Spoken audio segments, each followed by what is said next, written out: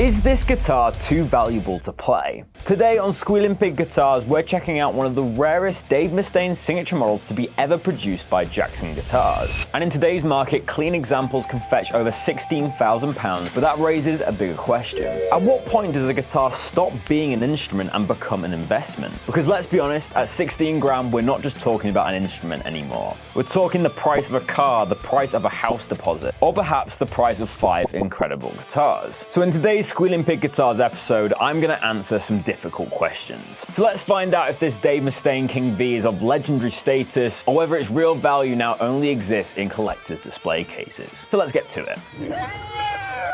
So what is this guitar? And why is it so damn expensive? So you might be thinking the reason why this guitar is so expensive is because it was made in the golden era of Jackson and it was limited to 150 pieces. And you're not wrong, but the main reason is because this guitar is so clean. The majority of models in this era were heavily abused by metal players, meaning that they weren't in this original condition. They also received modifications, whereas this guitar is completely clean and completely original. You just don't see these on the market in today's era, meaning it's a perfect investment opportunity for any Dave Mustaine fan. Of course, other reasons why this guitar is so expensive is that it was made in the USA by the Jackson Custom Shop division. It's also associated with the golden era of Megadeth, during Countdown to Extinction and Rust in Peace. And to answer the other question, what is it? Well, in 1996, Dave Mustaine's signature Jackson Custom Shop King V. The body on this guitar is poplar, so it's nice and lightweight, and then we have a maple neck-through construction on this guitar, a very high-end construction method. We then have a luscious ebony fingerboard with high-end mother-of-pearl shark tooth inlay. And we have 24 frets on this example. We have a gold Floyd Rose tremolo and Jackson Grover tuners. Then in the neck, we have a Seymour Duncan TB5L, and then we have a Seymour Duncan Custom Shop JBL in the bridge. This is a very rare pickup. We've got a three-way blade switch, volume for the neck, volume for the bridge, and a master tone.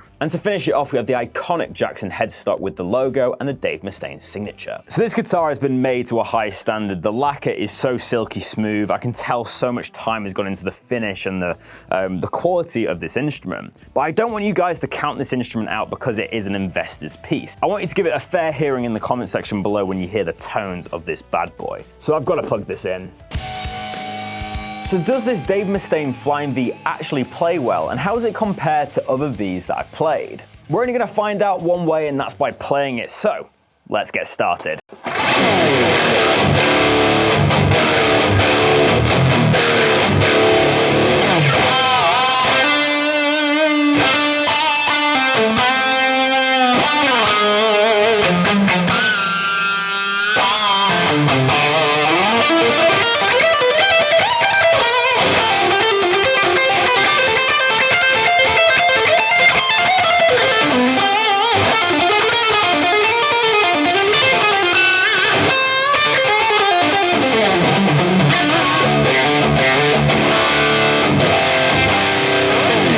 So straight off the bat, this has definitely got a nice playability. I always find these a little bit hard sitting down, but this one has definitely got a bit more of an ergonomic shape, a little bit better than the Gibson ones that I've played. The tone is there, it's razor sharp, and it's got that Megadeth quality to it.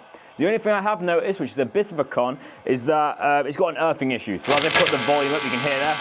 If I hold it, it goes away, takes away. So obviously one of the cables might have gone loose underneath the hood. Of course, this is an old guitar from 1996, but we'll make sure that we fix that before it goes out to a customer that buys it. Let's hear the neck pickup.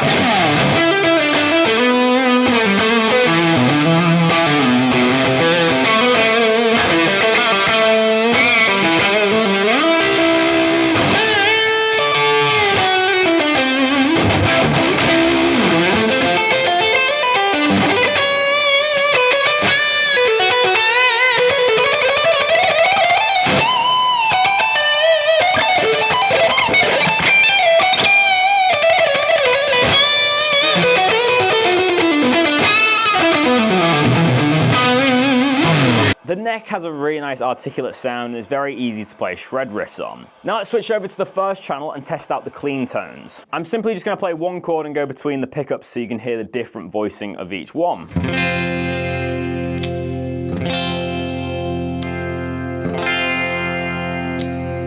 Play an arrangement.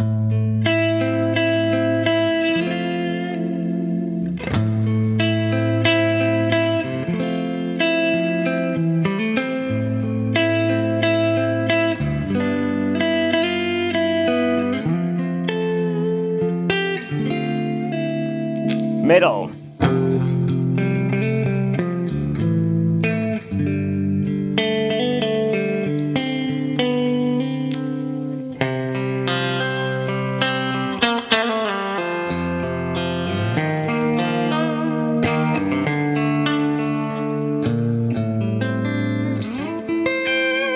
Although this guitar is not designed for clean tones, I thought the neck pickup had a really nice piano quality, very articulate, and really sounded good with complex chord voicings. Wasn't a big fan of the middle position or the bridge position on this guitar. I think the bridge pickup is obviously decked out for Megadeth shreddage, and as a result, on the clean tone, it can sound a little bit mid-rangey, a little bit too pokey. And it's definitely trying to push the amp into distortion, but the neck pickup sounds great, and it's got a very nice level action on this, very easy to bar chords. We're back on the third channel now, let's finish off with a bang.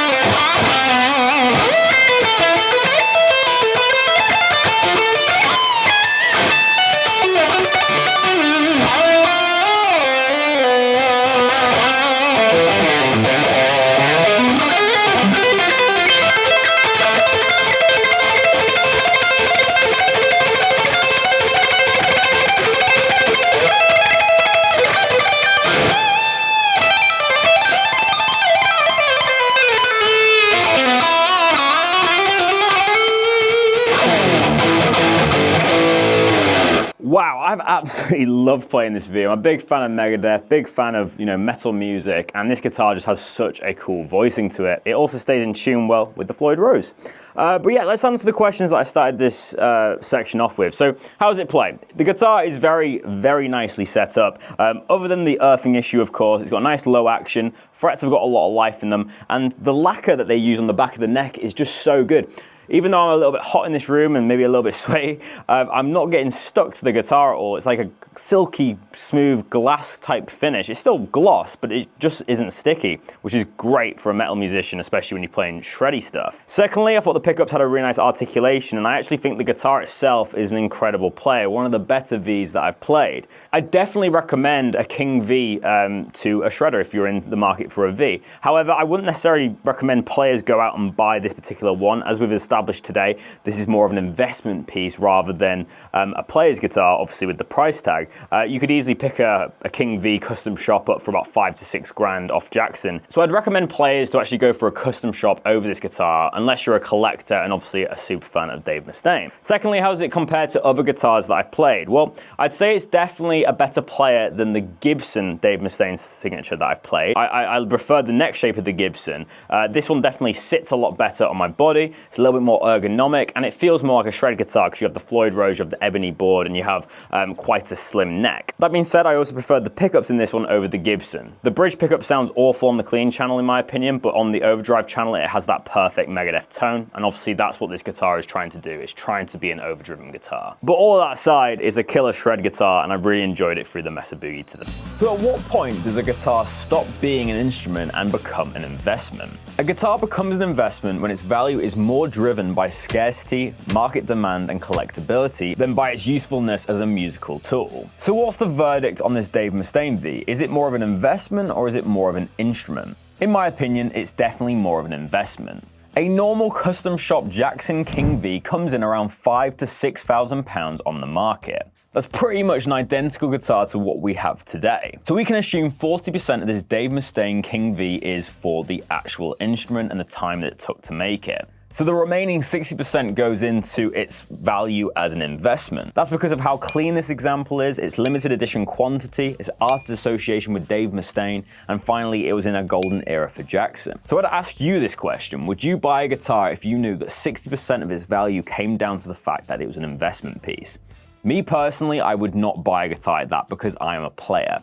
I don't look at guitars as collectibles, I look at them as musical tools. However, if you're personally in the market for an investment, or if you're a collector or a super fan of Megadeth and you want a piece of Dave Mustaine history, then you might find this guitar worth it because it's one of a kind. This is how you can tell if an instrument has become an investment piece over time, where it's crossed that invisible line. Number one, the production numbers will be very, very low. Number two, people tend to discuss its value over its tone. They'll talk about how expensive it is, the history of it, rather than its quality as an instrument. Number three, this is quite a common one, but owners will hesitate to modify it. Of course, a guitar like this is going to be more valuable if it's in original condition and has no marks on it. And finally, the sales are driven by collectors rather than players. Typically, these guitars will be scalped on the used market. Their price will go way up because there'll be one or two maybe on the market, and therefore they can set the price. We've seen this with the Slash Snake Pit model and lots of other signature artist models. And that's how you can tell if a guitar has been sold as an instrument or if it's been sold as an investment. This guitar is definitely an investment piece.